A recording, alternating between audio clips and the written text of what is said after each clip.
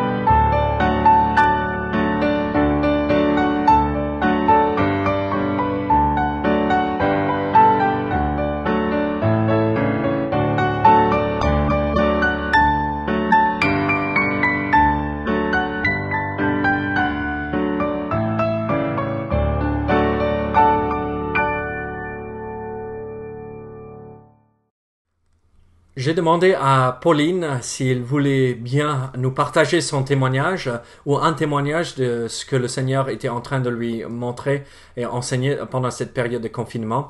Et donc, écoutons ce que Dieu est en train de lui montrer. Qu'est-ce que le Seigneur m'a enseigné durant cette période de confinement? Depuis le début du confinement, malgré la continuité pédagogique de mon master, j'ai beaucoup plus de temps libre. J'ai de la chance d'avoir pu me confiner chez papa avec mes frères et sœurs et mon neveu.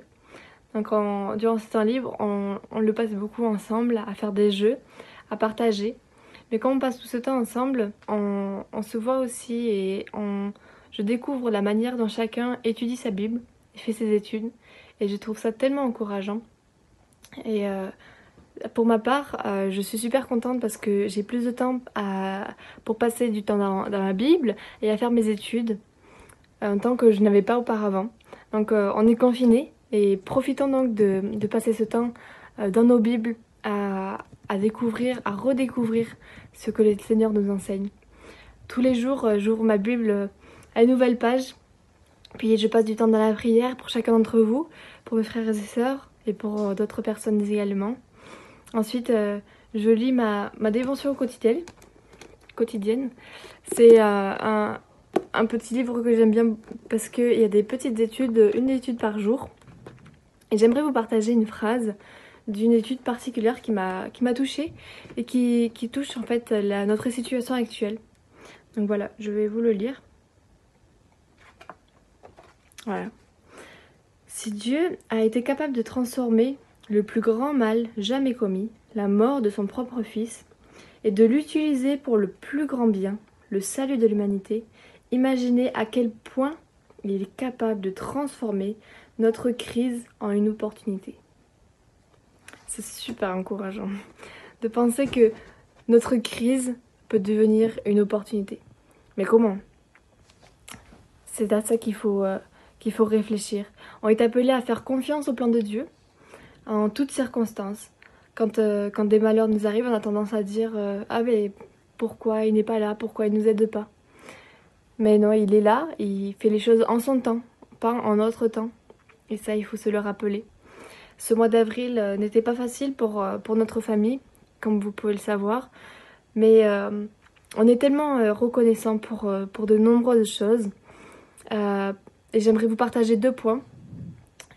Premièrement, parce qu'en tout temps, nous savons que nous ne sommes pas seuls. Et dans Matthieu 28-20, Matthieu nous rappelle la promesse de Jésus. Je suis avec vous tous les jours jusqu'à la fin des temps. Là, pendant cette période de confinement, je suis avec ma famille. Mais c'est vrai que si j'aurais été seule, je peux me rappeler que je ne suis pas seule. Dieu est avec moi, je peux parler avec lui, je peux me confier en lui. Et si aujourd'hui vous êtes seul, sachez que vous pouvez parler à notre Père. On n'est jamais seul, il est auprès de nous, il veut s'occuper de nous, il veut qu'on communique aussi avec lui. Et le deuxième point, c'est ce que nous rappelle Paul dans Romains 8-18. C'est un verset que j'aime beaucoup, qui dit « J'estime que les souffrances du temps présent ne sauraient être comparées à la gloire à venir qui sera révélée pour nous. » C'est comparer la souffrance à la gloire. La gloire. Mais pour cela, il faut être prêt. Il n'y a pas longtemps, j'ai vu qu'il y a de nombreuses Bibles qui sont vendues aux États-Unis dans un grand magasin. Toutes les Bibles ont été vendues. C'est super encourageant. Les gens se questionnent, les gens ont besoin de comprendre, les gens ont peur. Que va-t-il se passer? Et le Seigneur nous le rappelle d'autant plus durant cette période. Ce petit verset qui dit « Repentez-vous, car le royaume des cieux est proche ». Et c'est un verset auquel il faut vraiment réfléchir. Et je trouve que c'est vraiment encourageant. Il faut continuer à s'encourager les uns les autres. Et le Seigneur est près de nous, il nous enseigne chaque jour. Il faut juste prendre la peine de prendre sa Bible et de l'ouvrir à une page et d'étudier, de prier de partager aussi ce qu'on apprend et de partager si on ne comprend pas d'autre chose. Voilà. Bon dimanche à vous. Un autre verset a traversé mon esprit tout au long de cette semaine, et ce verset se retrouve dans Philippiens chapitre 2, où nous voyons en verset 9, où la Bible nous dit « C'est pourquoi aussi Dieu l'a souverainement élevé et lui a donné le nom qui est au-dessus de tout nom, afin qu'au nom de Jésus, tout genou fléchisse dans les cieux, sur la terre et sous la terre, et que toute langue confesse que Jésus-Christ est Seigneur, à la gloire de Dieu le Père. » Nous voyons ici une vérité extraordinaire que nous attendons avec impatience, le jour où tout genou fléchira pour reconnaître Jésus-Christ comme Seigneur. Mais Dieu lui a aussi donné un nom magnifique, un nom au-dessus de tout autre nom. Et c'est quelque chose de merveilleux que nous pouvons vivre, même maintenant. Avant que tout genou fléchisse, nous pouvons vivre cette vérité et la mettre en pratique chez nous, personnellement, dans notre vie. Donc, chantons notre cantique aujourd'hui. Dans mon cœur, chante une mélodie. Chantons ce beau cantique. C'est peut-être un vieux, et ça fait longtemps qu'on l'a pas chanté à l'église, mais chantons de tout cœur ce beau cantique. C'est un cantique que moi je chantais quand j'étais tout petit.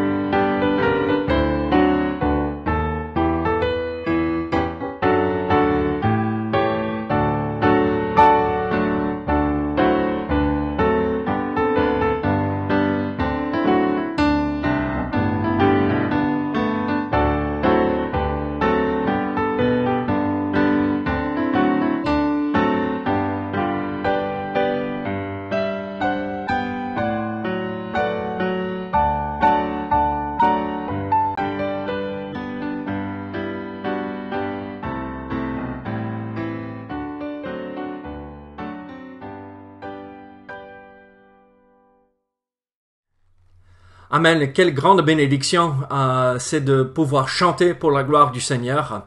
J'espère que vous avez peut-être réveillé les voisins en chantant pour sa gloire. Donc ce matin, je vous invite à ouvrir votre Bible à 1 Corinthiens chapitre 15. Nous allons lire la suite et jusqu'à la fin de ce chapitre. Donc 1 Corinthiens chapitre 15, nous allons regarder les versets 35 à 58. Ne soyez pas surpris et ne pensez pas que ça va prendre beaucoup plus longtemps que normal pour regarder ce message, parce qu'on regarde beaucoup plus de versets. C'est juste un long passage, mais avec quelques idées clés importantes à comprendre. Donc, lisons ensemble, écoutons la lecture de ce passage.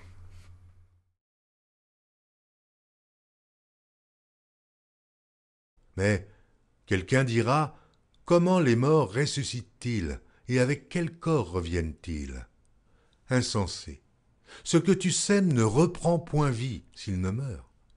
Et ce que tu sèmes, ce n'est pas le corps qui naîtra. C'est un simple grain de blé peut-être, ou quelque autre semence. Puis Dieu lui donne un corps comme il lui plaît, et à chaque semence, il donne un corps qui lui est propre. Toute chair n'est pas la même chair, mais autre est la chair des hommes, autre celle des quadrupèdes, autre celle des oiseaux, autre celle des poissons. Il y a aussi des corps célestes et des corps terrestres. Autre est l'éclat du soleil, autre l'éclat de la lune, et autre l'éclat des étoiles. Même une étoile diffère en l'éclat d'une autre étoile. Ainsi en est-il de la résurrection des morts. Le corps est semé corruptible, il ressuscite incorruptible. Il est semé méprisable, il ressuscite glorieux. Il est semé infirme, il ressuscite plein de force. Il est semé corps animal, il ressuscite corps spirituel.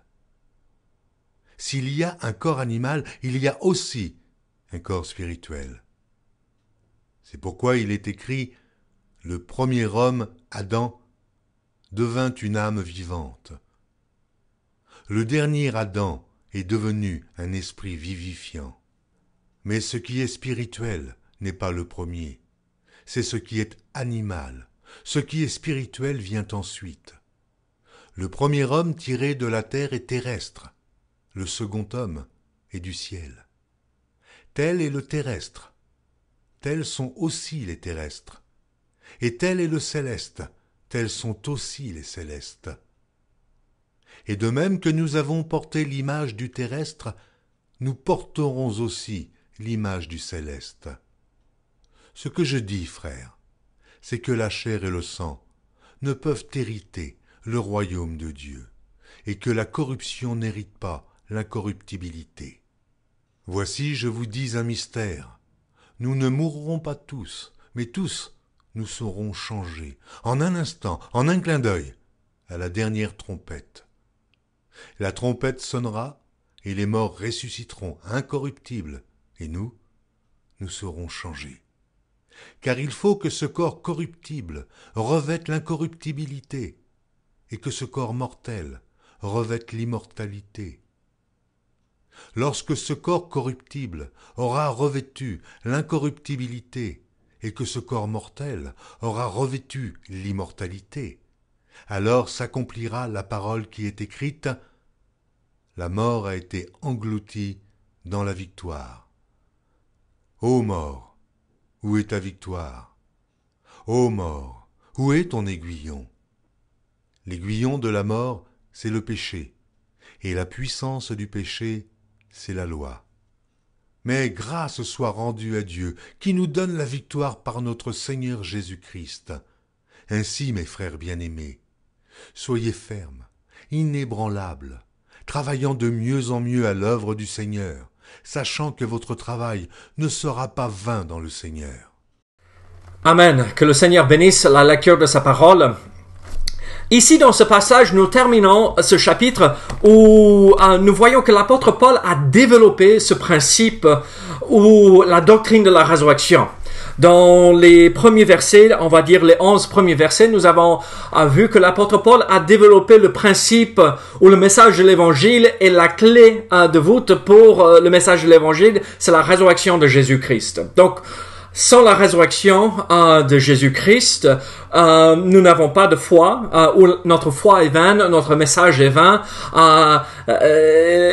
Tout ce que nous croyons, tout ce que nous souffrons ne sert à rien.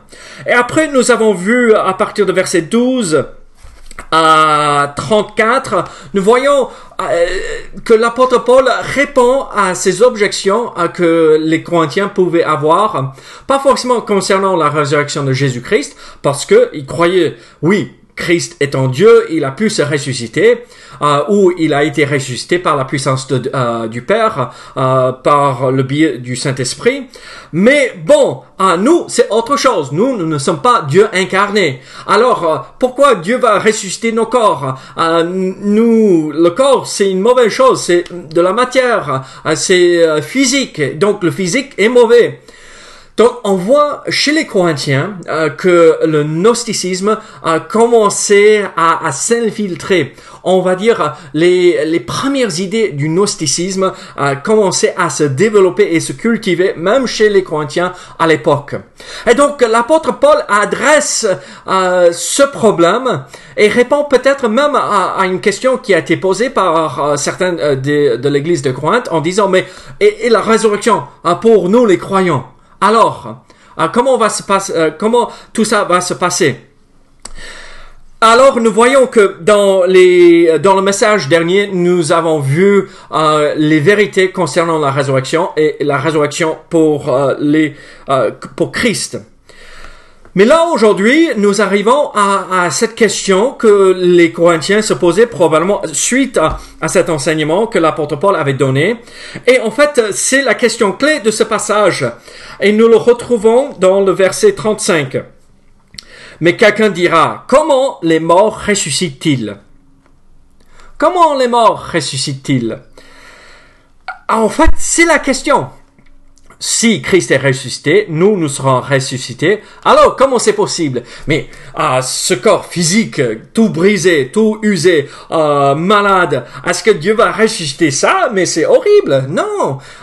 Donc, il y avait ces objections, ces questions que les Corinthiens se posaient.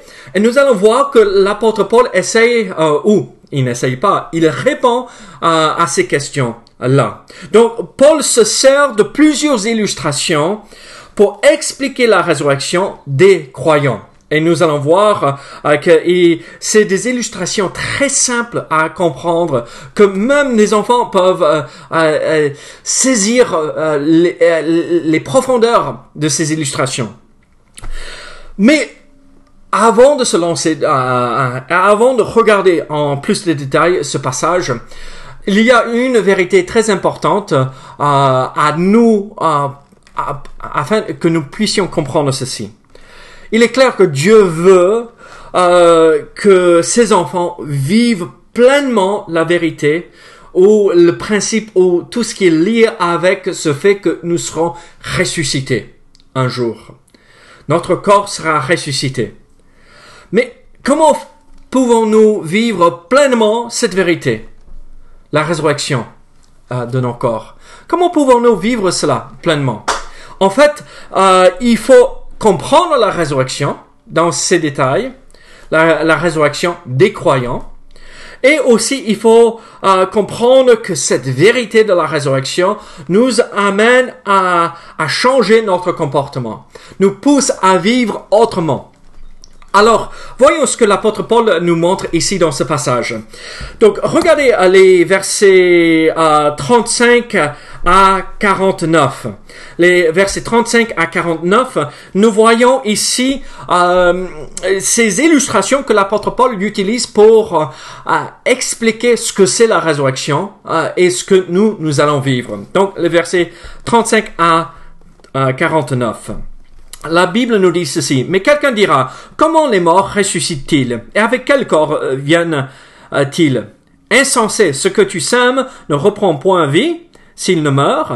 Est-ce que tu sèmes? Ce n'est pas le corps qui naîtra. C'est un simple grain, de blé peut-être, ou de quelqu'un autre semence. Puis Dieu lui donne un corps comme il lui plaît. Et à chaque semence, il donne un corps qui lui est propre. Donc, nous voyons ici la première illustration et vérité que l'apôtre Paul utilise pour illustrer la vérité de la résurrection. On voit la suite de cette illustration dans le verset 42 à 49. Regardez verset 42. Ainsi en est-il de la résurrection des morts. Le corps est semé corruptible, il ressuscite incorruptible. Il est semé méprisable, il ressuscite glorieux. Il est semé infirme, il ressuscite plein de force. Il est semé corps animal, il ressuscite corps spirituel. S'il y a un corps animal, il y a aussi un corps spirituel. C'est pourquoi il est écrit, le premier homme, Adam, devint une âme vivante. Le dernier Adam est devenu un esprit vivifiant. Mais ce qui est spirituel n'est pas le premier, c'est ce qui est animal. Ce qui est spirituel vient ensuite. Le premier homme, tiré de la terre, est terrestre. Le second homme est le Seigneur du ciel. Tel est le terrestre, tels sont aussi les terrestres. Et tel est le céleste. Tels sont aussi les célestes. Et de même que nous avons porté l'image du terrestre, nous porterons aussi l'image du céleste. Alors nous voyons cette première illustration ici de comment l'apôtre Paul explique aux Corinthiens le fait de la résurrection, le fait que vous et moi, si nous avons placé notre foi en Jésus-Christ, au son de la trompette, si nous sommes décédés, si nous sommes partis auprès du Seigneur avec notre esprit, notre âme, notre corps sera ressuscité.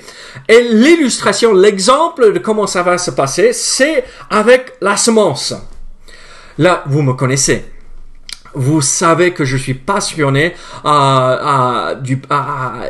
pour les fleurs, semer le potager, planter les légumes, et même si, bon, ne passez pas chez moi, il y a le confinement, mais si vous passez devant chez moi, vous allez voir, là, à l'entrée de la maison, derrière la fenêtre, j'ai tous mes plants déjà pour être planté dès qu'on est sûr qu'il n'y a pas de danger du gelé. Donc, je suis passionné de cela. Et donc, moi, j'ai même commencé quelques plants avec des semences, des grains. Et donc, j'ai planté ça dans la terre et ça a poussé.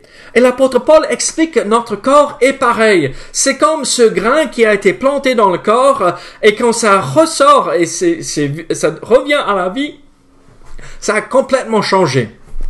Ce n'est plus la même chose. Regardez versets 35 à 38 encore. Quelqu'un dira, comment les morts ressuscitent-ils et avec quel corps viennent-ils? Insensé. L'apôtre Paul leur donne une claque. Mais arrêtez d'être ridicule. Vous savez comment ça fonctionne. Même les plus simples comprennent comment les choses fonctionnent dans la nature. Ce que tu sèmes ne reprend point vie s'il ne meurt. Est-ce que tu sèmes? Ce n'est pas le corps qui naîtra, c'est un simple grain, de blé peut-être ou de quelque autre semence. Puis Dieu lui donne un corps comme il lui plaît, et à chaque semence il donne un corps qui lui est propre. Regardez verset 42. Ainsi en est-il de la résurrection des morts. Le corps est semé corruptible, il ressuscite incorruptible. Il est semé méprisable, il ressuscite glorieux. Il est semé infirme, il ressuscite plein de force. Il est semé corps animal, il ressuscite corps spirituel. Donc nous voyons ce principe, la semence. La semence. Quand quelqu'un meurt en Christ, son corps est semé. Le corps est mort. Il n'y a plus de vie là. Mais quand Christ ressuscite les morts au moment de l'enlèvement et nous amène, j'espère que je vais être en vie peut-être quand Christ reviendra, et nous qui serons en attente pour le retour de Christ, notre corps sera changé. On verra ça par la suite dans ce passage. Donc en fait le principe c'est que on pose le corps et il se décompose, il revient poussière, il redevient poussière, comme la Bible le dit. Et en fait, on sème dans la corruptibilité et ça ressuscite dans l'incorruptibilité. Ça ressuscite glorieux, avec force, plein de force. Le corps est semé animal, ça veut dire animé, vivant, mais dans le sens physique, mais c'est ressuscité dans un corps spirituel, vivant, pour la gloire du Seigneur pour toute l'éternité. Alors, cette première illustration, ça me fait penser à... J'enseignais à l'école du dimanche pour les enfants dans mon église en Floride une fois. Et la question m'a été posée, mais David, comment c'est possible? Est-ce que Dieu va prendre tous les morceaux de mon corps et le reconstituer avec ces morceaux? Mais comment va-t-il faire si je suis que de la poussière? Comment va-t-il faire pour pouvoir refaçonner tous les corps des êtres humains tout au long de l'histoire de l'humanité qui ont cru par la foi dans le Messie, dans l'Ancien Testament, on regardait en avant pour le Messie qui allait venir et on plaçait notre foi en lui. Nous, on regardait en arrière dans cette œuvre parfaite qu'il a accomplie, qui est accomplie sur la croix. Alors, comment Dieu va faire pour reformer tous ces corps? Ce n'est pas le même exact corps. Tout comme le grain est semé, la mort est là.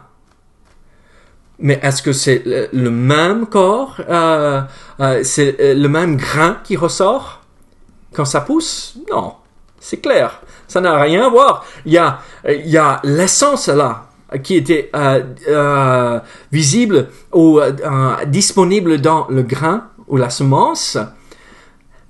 L'essence même est toujours là, mais c'est quelque chose de complètement différent, quelque chose de meilleur, quelque chose d'extraordinairement mieux de ce qu'on avait avant. Ce corps glorifié qu'on aura sera quelque chose de magnifique. Alors, la question n'est pas comment Dieu va faire, mais la question c'est oui, Dieu le fera, accepté par la foi. Regardez l'illustration de semer. La semence, elle est plantée et naîtra un arbre, du maïs, des légumes, des tomates, quelque chose. Le corps est semé et ressuscite avec un corps spirituel glorifié que le Seigneur a préparé pour nous. Alors cette première illustration, nous le voyons dans la semence ou le grain. Mais regardez verset 39, nous voyons une deuxième illustration pour nous. Et l'apôtre Paul encore essaye de faire comprendre aux Corinthiens, regardez, ce n'est pas un principe bizarre qu'il y a une différence après qu'on sème quelque chose, le résultat c'est différent. Regardez, il y a deux types de chair, deux types de corps. Regardez verset 39, toute chair n'est pas la même chair, mais autre et la chair des hommes, autre celle des quadrupèdes, autre celle des oiseaux, autre celle des poissons. Nous voyons ici que l'apôtre Paul fait comprendre aux Corinthiens, mais c'est raisonnable de croire que quand nous ressusciterons, on sera plus pareil. On aura plus ce corps physique, on aura un corps spirituel, ce corps glorifié, sans tache, sans marque de péché et les souffrances que nous avons portées tout au long de cette vie ici-bas. Alors, il utilise la chair. Les hommes, la chair des hommes n'est pas comme la chair des animaux, ou des poissons, ou des oiseaux. Donc, la chair, elle est différente. Donc, c'est clair. Vous me connaissez. J'aime bien manger un bon steak. Qui n'aime pas un bon steak? Bon, Mélissa n'aime pas. Mais bon, moi, j'apprécie. Mais si vous allez mettre un morceau de poulet devant moi et un bon steak, bon, je vais apprécier le poulet, mais quand même, ma tendance serait d'aller vers le morceau de steak, parce que je apprécie, parce qu'il y a une différence, il y a un goût différent, il y a une texture qui est différente.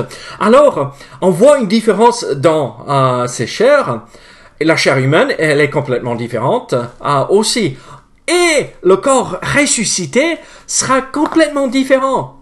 La nature elle-même nous révèle ce principe, cette vérité. Les choses ne seront pas pareilles. Regardez versets 40 et 41. Nous voyons la troisième illustration que l'apôtre Paul utilise. Il y a aussi des corps célestes et des corps terrestres. Mais autre est l'éclat des corps célestes, autre celui des corps terrestres. Autre est l'éclat du soleil, autre l'éclat de la lune et autre l'éclat des étoiles. Même une étoile diffère en éclat d'une autre étoile. Le corps terrestre, la terre, elle est différente, et ce que nous voyons ici sur la terre est complètement différent de ce que nous voyons dans le ciel. Le soleil et la lune sont différents. Les étoiles sont différentes les unes des autres. Donc nous voyons en fait une autre illustration. Donc ce que l'apôtre Paul veut faire comprendre à ses Corinthiens, ne vous inquiétez pas. Certains d'eux se posent la question, mais comment Dieu va faire? Est-ce qu'on sera sans corps pendant toute l'éternité? Qu'est-ce qui va se passer avec la résurrection? Moi, j'ai jamais vu de résurrection. Et vous? Honnêtement, personne aujourd'hui ne peut dire qu'ils ont vu une vraie résurrection. La résurrection attend pour la fin. quand Christ revient pour son Église, et il y aura une deuxième résurrection aussi après tous les détails et les prophéties qui seront accomplies dans le livre d'Apocalypse. Donc nous voyons, là l'apôtre Paul essaye de rassurer. Ce sera votre corps, il y aura même essence, mais ça sera différent. Comme une semence plantée, un grain qui est mis en terre et qui produit autre chose, l'essence est pareille, les corps physiques de cette terre et les corps célestes, ce que nous voyons dans le ciel, les étoiles sont différentes, le soleil et la lune sont différents, les chairs différentes sur la terre sont différentes. Regardez, ça sera une vérité, un changement, mais quelque chose de meilleur. Donc l'apôtre Paul passe à la grande majorité, bon, pas forcément la majorité, mais une bonne partie de ce passage pour expliquer. Tout sera différent, mais meilleur. Ça sera vous, mais parfait, comme Dieu avait conçu depuis le départ. Donc gloire à Dieu. Et nous voyons ce principe de la semence, notre corps est semé, mais ressuscitera dans l'incorruptibilité, semé méprisable, mais glorieux, ressuscité, et ainsi de suite. Et nous regardez à partir de verset 45. Voici le principe important lié à cette vérité de la résurrection. Pourquoi c'est changé? Pourquoi ça va être mieux? Parce que le premier homme, Adam, devint une âme vivante. Donc, nous sommes la descendance d'Adam. Nous sommes comme lui. Nous sommes de son même nature que lui. Le dernier Adam est devenu un esprit vivifiant. Donc, en Christ, il nous rend la vie et il nous rendra la vie spirituelle si nous avons placé notre foi en lui, mais il nous rendra la vie corporelle aussi dans un sens spirituel et glorifié avec notre corps qui sera glorifié. Mais ce qui est spirituel n'est pas le premier. Donc, les choses spirituelles ne viennent pas d'Adam. Nous sommes tous morts spirituellement en Adam. C'est ce qui est animal, ce qui est animé, qui ont vie physique, matérielle. Ce qui est spirituel vient ensuite. Le premier homme tiré de la terre est terrestre, comme ces corps terrestres. Le second homme est le Seigneur du ciel. Il n'est pas de cette terre. Tel est le terrestre, tels sont aussi les terrestres. Et tel est le céleste, tels sont aussi les célestes. De même que nous avons porté l'image du terrestre, nous porterons aussi l'image du céleste. Ce corps glorifié, on l'aura un jour. On sera plus en souffrance. Et c'est une vérité merveilleuse. On sera plus dans un corps sous l'emprise du péché et les conséquences du péché. On sera libéré de cela. Notre corps sera semé et ressuscitera quand Christ reviendra pour son Église. Maintenant, les chrétiens à Corinthe, peut-être ils acceptaient cela, mais immédiatement, une autre question venait à l'esprit. Mais attends, Paul, moi j'espère être en vie quand Christ revient. Et toi aussi, tu dis, tu attends pour le retour de Christ pendant ta vie. Quand tu parles du retour de Christ, tu parles comme tu seras toujours vivant. Mais qu'est-ce qui va se passer avec nous si nous sommes pas morts? Est-ce que on va monter au ciel avec notre corps naturel comme nous avons aujourd'hui? Mais qu'est-ce qui va se passer? Et l'apôtre Paul, en connaissant bien ses lecteurs, en connaissant bien l'église de Corinthe, rappelez-vous qu'il a passé 1 an et demi avec les Corinthiens, donc il connaissait bien ces gens-là.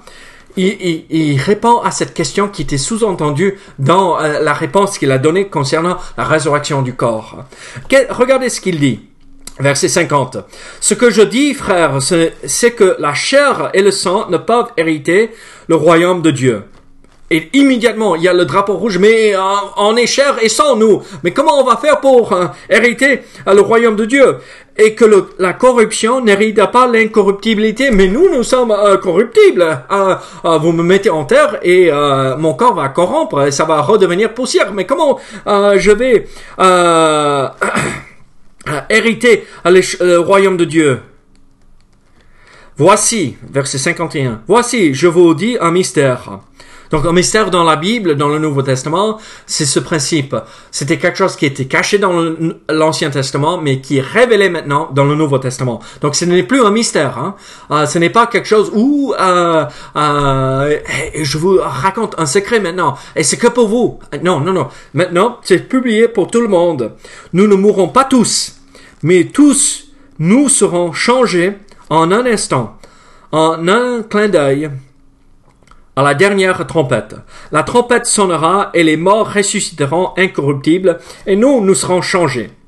Car il faut que ce corps corruptible revête l'incorruptibilité et que ce corps mortel revête l'immortalité. Lorsque ce corps corruptible aura revêtu l'incorruptibilité et que ce corps mortel aura revêtu l'immortalité, alors s'accomplira la parole qui est écrite. La mort a été engloutie dans la victoire. Donc voici ce que l'apôtre Paul arrive, la conclusion de la doctrine de la résurrection. Voici la clé pour tout ceci. C'est la victoire sur la mort. La mort est vaincue. La mort n'a plus de puissance sur nous. La mort ne pourrait plus nous atteindre suite à cette résurrection. Ceux qui sont déjà décédés en Christ, ils vont ressusciter, recevoir ce corps glorifié. Mais l'apôtre Paul dit, il pense qu'il sera là présent pour la résurrection de Christ. Malheureusement, on attend depuis 2000 ans à peu près, et Christ n'est toujours pas de retour. Mais en regardant autour de nous, avec tout ce qui se passe dans ce monde, on se dit, c'est pour bientôt. Bientôt, il reviendra pour nous. Donc, peut-être, ce passage s'applique à nous, à notre génération, où on dit, et nous serons changés dans un clin d'œil. Christ reviendra, il ressuscitera les morts en Christ, ils recevront leur corps ressuscité et glorifié, et nous, notre corps, celle-là qui est devant vous, celle-là, elle sera changée dans un clin d'œil. Malheureusement, beaucoup prennent ce verset pour dire l'enlèvement va se passer dans un clin d'œil. Et les gens vont se retourner, ils vont pas voir et comprendre ce qui s'est passé. Ce n'est pas du tout ce que la Bible enseigne. La Bible enseigne que notre corps sera changé dans un clin d'œil. Tout comme les morts sont sortis des tombeaux à Jérusalem le jour de la résurrection de Jésus-Christ, le monde entier verra la résurrection des corps des croyants, où ils recevront leur corps glorifié. Ils nous verront avec notre corps glorifié monter dans les airs pour rejoindre Christ avec les ressuscités. Et ils seront témoins de cela. Waouh! Quelle situation merveilleuse que nous allons vivre. Peut-être ça sera nous de cette génération qui verrons la résurrection et qui entendront la dernière trompette quand Christ revient. Regardez 1 Thessaloniciens à partir de chapitre 4 vers le milieu du chapitre et vous verrez une autre explication en détail de ce qui va se passer. Alors, la mortalité sera derrière nous. On sera immortel. Tout s'accomplira selon la parole. Et regardez verset 54 à la fin. La mort a été engloutie dans la victoire. Ô mort, où est ta victoire? Ô mort, où est ton aiguillon? L'aiguillon de la mort, c'est le péché. La puissance du péché, c'est la loi. Mais grâce soit rendue à Dieu, qui nous donne la victoire par notre Seigneur Jésus-Christ. Qu'est-ce que nous voyons ici? C'est presque ce chant que l'apôtre Paul, je soupçonne que c'est un chant en fait, que l'apôtre Paul éclate en joie et en adoration, en louange pour notre Sauveur. La mort a été englouti dans la victoire. Ô mort, où est ta victoire? Ô mort, où est ton aiguillon? L'aiguillon de la mort, c'est le péché. Et la puissance du péché, c'est la loi. Mais grâce soit rendue à Dieu, qui nous donne la victoire par notre Seigneur Jésus-Christ. La mort ne pourra jamais nous atteindre suite à cette résurrection. Suite au moment où notre corps sera glorifié et changé. Et nous porterons à l'incorruptibilité en nous et sur nous. Quel message merveilleux! Ce message est que pour les croyants. C'est une vérité importante à comprendre. Ceci ne s'applique pas aux non-croyants. Même juste cette semaine, j'ai répondu à des questions des gens qui me posaient « Est-ce que si quelqu'un meurt sans Christ, est-ce qu'il y a une autre occasion pour revenir ou pour venir à lui après la mort ?» Malheureusement, non. La Bible est claire.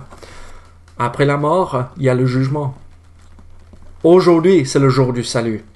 Si vous voulez recevoir ce corps glorifié, si vous voulez être ressuscité quand Christ reviendra, si vous voulez être dans la présence de Dieu pour toute l'éternité, aujourd'hui, c'est le jour de venir à lui pour placer votre foi en lui. Il est ressuscité. Il a vaincu la mort. Il a versé son sang pour payer la dette de vos péchés. Donc venez à lui et placez votre foi dans le message de l'Évangile. Il est mort selon les Écritures. Il a été enseveli et il est ressuscité 3 jours plus tard. Et il est mort pour moi, pour vous tous, selon les Écritures. Pas parce qu'il voulait faire quelque chose de chouette et être gentil. Non, il est mort pour payer la dette de mes péchés. Parce que le salaire du péché, c'est la mort. C'est la séparation d'avec Dieu pour toute l'éternité. Mais c'est aussi la mort physique, le salaire du péché. Mais grâce soit rendue à Dieu, qui nous donne la victoire par notre Seigneur Jésus-Christ. Alors nous voyons tout ceci et on se pose la question, mais à quoi tout cela se sert? En fait, regardez verset 58. Paul résume ceci, c'est un bon prof. Voici les vérités, maintenant voici comment ça s'applique à nous dans notre vie. Et voici ce qui est important à retenir.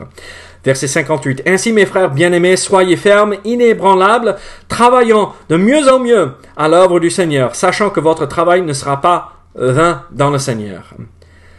Voici ce qui devrait changer suite à cette compréhension de la véracité, de la vérité de la résurrection des croyants. Soyez fermes. Ça veut dire, je ancre ma vie dans le Seigneur. Je place ma confiance en Dieu, dans ce qu'il a accompli sur la croix. Et je ne bouge pas de là. Je suis ferme. Je lâche pas. Lâche pas. Je baisse pas les bras. Je persévère jusqu'à la fin. Je continue. C'est pas que je baisse la tête et je fonce. Je réfléchis à ce que je fais. Mais je suis ferme. Ma foi est ancrée dans le Seigneur. Soyez sûrs d'avoir ancré votre foi dans le Seigneur. Avoir votre vie fondée sur le roc qui est Jésus-Christ. Inébranlable. Ça veut dire, le monde peut s'écrouler autour de nous, comme nous voyons actuellement aujourd'hui avec ce virus qui fait des ravages énormes. Rien ne nous inébranlable, rien ne nous trouble, rien ne nous déstabilise. Pourquoi? Parce que notre foi est en Jésus-Christ, il reviendra pour nous. Et même si je meurs, c'est pas la fin. En fait, c'est la porte d'entrée à la vraie vie qui durera pour éternité. Je reste sûr et certain de mon avenir. Rien ne me déstabilise. J'ai foi en Jésus-Christ. Je n'ai pas besoin d'autre chose. Et regardez, travaillons de mieux en mieux à l'œuvre du Seigneur.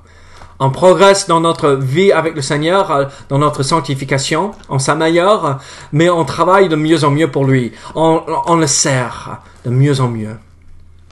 Posez-vous cette question. Est-ce que vous servez le Seigneur mieux cette année que l'année précédente? Est-ce que vous accomplissez plus pour le Seigneur aujourd'hui que hier? La résurrection devrait nous inciter à servir le Seigneur d'une façon qui l'honore et de mieux en mieux chaque jour. Pourquoi? Parce que notre travail ne sera pas vain dans le Seigneur. Le mot vain a l'idée de vide. Vous savez, Quand quelque chose est vide, il n'y a pas de substance là. Mais quand nous servons le Seigneur, il y a quelque chose là. Et ça dure pour toute l'éternité. Alors mes amis, croyez dans la résurrection du corps. Pas que de l'âme et de l'esprit, mais du corps que Dieu avait préparé pour vous depuis toute l'éternité. Christ revient pour ceux qui sont décédés déjà, et ils seront ressuscités. Et nous, peut-être nous, notre corps sera changé dans un clin d'œil. Et on sera avec lui dans la gloire pendant cette période de tribulation pour revenir par la suite, après ces 7 ans dans la gloire, pour établir le millénium, le royaume. Quelle nouvelle merveilleuse! Alors, la résurrection des croyants. Quelle bonne nouvelle à partager. Si vous ne croyez pas en Jésus-Christ comme votre sauveur, aujourd'hui c'est le jour du salut. Placez votre foi en lui. Vous avez le numéro de l'église affiché au début et à la fin de cette vidéo. Appelez-nous, appelez-moi. Je serai heureux de vous expliquer le message de l'évangile, afin que vous puissiez entrer en relation avec votre Créateur, que vous puissiez jouir de la vie éternelle et être rassurés de votre éternité avec lui. Prions ensemble. Seigneur, merci pour ta parole, merci pour la vérité de la résurrection. Merci Seigneur que nous serons ressuscités aussi, comme tu l'as été ressuscité aussi. Tu es les prémices, nous serons la moisson. Donc Seigneur, merci. Bénis tout au long de cette semaine, protège-nous, au nom de Jésus. Amen. Chantons un autre cantique avant de se quitter et soyez sûrs de noter le plan de lecture pour cette semaine à la fin du cantique. À très bientôt. Au revoir.